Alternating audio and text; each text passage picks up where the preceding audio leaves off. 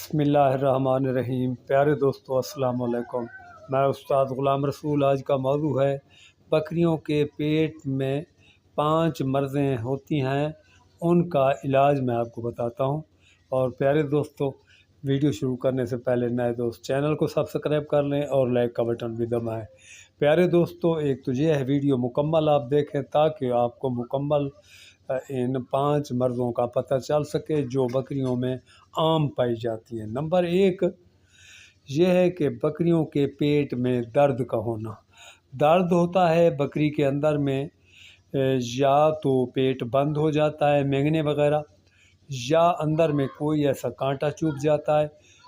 और इसका इलाज भी आपको बताऊं, अगर जब भी बकरी के पेट में दर्द हो तो आपने सरसों का तेल दही में मिलाकर और उसमें आपने 5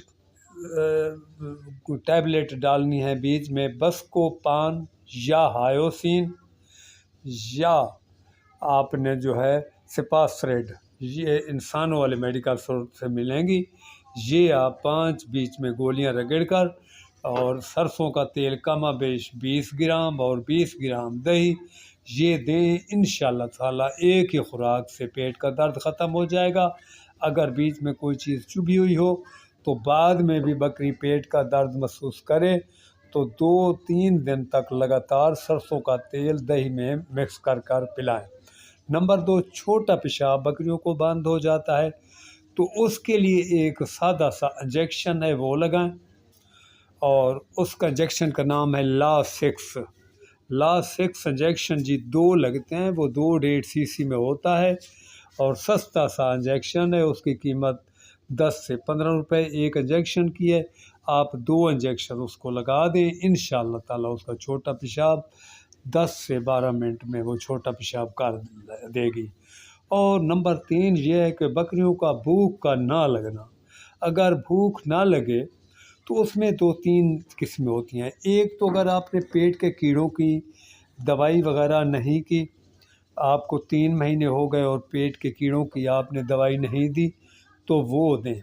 नंबर 2, अगर वो आपने दी हुई है तो फिर उसका मैदा ख़राब है, फिर उसको जो है मैदे की हज़मूदा अच्छी क्वालिटी की कोई पक्की उनको सुबह शाम खिलाएं, और ताकि उनको भूख लगना शुरू हो जाए। और इसके अलावा पेट के कीड़े जब होते हैं तो फिर जो होता है बकरी को भूख नहीं लगती। और नंबर 5 और आखिरी ये है कि अगर बकरी को जो है वैसे ना चरे, वो पहले सही चरती है और फिलफोर खाना छोड़ दिया है और पेट के कीड़ों की डिवर्मिंग भी की हुई है और फिलफोर खाना छोड़ गई है, तो वो बकरी को बदहाज़मा होता है। उसके लिए बदहाज़मे में भी आपको दही और सरसों का तेल देना होता है। और अगर सर्दी का मौसम हो तो जब भी सरसों का तेल दें तो उसको आप आग पर ताज़ा कर लें, गर्म भी ना हो ठंडा भी ना हो, और दही बीच में ज़रूर मिलाएं।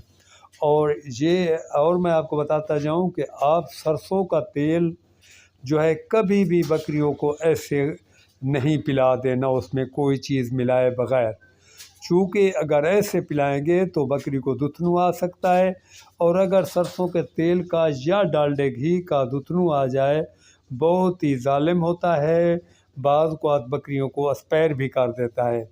तो ये आपको बिल्कुल मालूम होना चाहिए कि सरसों का तेल या घी जब भी दें तो दही दूध में या कावे में, चाय वाले कावे में, किसी चीज़ में मिक्स करके देना है, फिर उसको दुतनू नहीं आता। तो ये 5 चीज़ें बनती हैं। आप पेट के कीड़ों की जो है मुकम्मल आप इलाज किया करें। इसके अलावा खुश्क चारों में गंदम के भूसे से परहेज़ करें।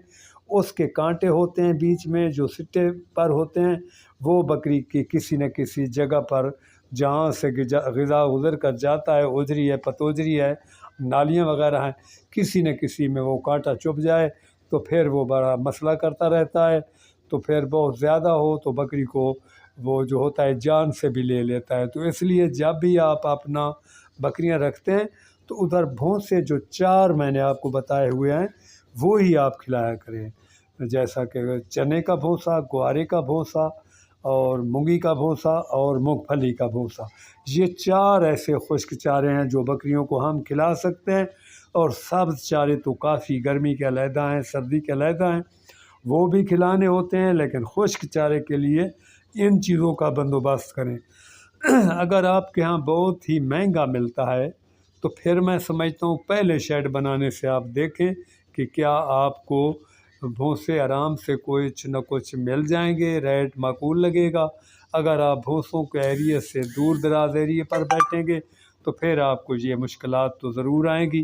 تو پیارے دوستو، ان کے بچنے کے لیے آپ جو ہے پہلے آپ جو بکریاں جب رکھنا چاہتے ہیں تو سوچ سمجھ کر رکھیں۔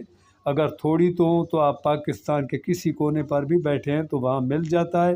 ہر تقریباً شہر میں جو ہے سیل مین بیٹھے ہوتے ہیں، بھوسے وغیرہ سیل کرتے ہیں، لیکن گندم کے بھوسے سے جو ہے پرہیز کریں۔ اگر مجبوراً کھلانا ہے تو موٹی جالی کا آپ جو ہے چھانا بنوائیں، اس میں اچھی طرح چھانیں تاکہ وہ کنجار جو ہوتا ہے کانٹا وہ نیچے گر جائے۔ پھر بھی بھوسے میں کوئی غذائیت نہیں ہوتی اور وہ ویسے پیٹ بھروانے والی بات ہوتی ہے جیسا کہ مونگی کا بھوسا ہے۔ اس میں آپ اندازہ لگا دیں 15 سے اوپر اس میں جو ہے پروٹین پائی جاتی ہے، اور بہت ہی میں سمجھتا ہوں یہ زیادہ ہے۔ تو اس لیے آپ جو ہے یہ بھوسے بقایا جو ہیں ان کے بھی بہترین پروٹین ہے، لیکن میرے حساب سے مونگی کے بھوسے کی تمام بھوسوں سے زیادہ پروٹین ہے۔